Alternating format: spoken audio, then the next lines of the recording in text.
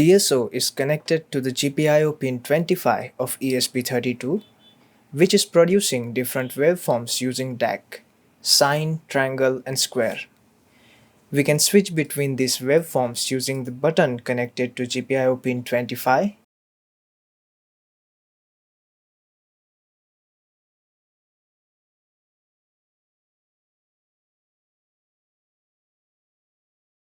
Port 1 controls the amplitude of the waveform,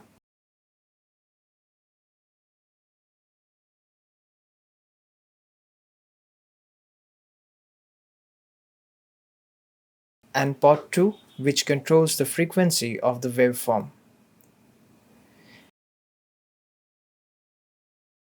We can see the button is successfully switching between the waveforms.